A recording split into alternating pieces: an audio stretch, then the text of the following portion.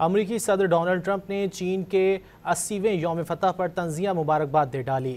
اپنے social media platform Truth Social پر جاری بیان میں ٹرمپ نے چینی صدر شی کو مخاطب کرتے ہوئے کہا کہ ولادیمیر پوٹن اور کم جونگ ان کو میری طرف سے نیک خواہشات کا پیغام دیجیے، ایک ایسے موقع پر جب آپ لوگ امریکہ کے خلاف ساز کر رہے ہیں۔ امید کرتا ہوں کہ یوم فتح کا دن چین اور چینی قوم کے لیے ایک عظیم دن ہو۔ شمالی کوریا کے صدر کم جونگ ان گزشتہ روز ٹرین کے ذریعے بیجنگ پہنچے تھے۔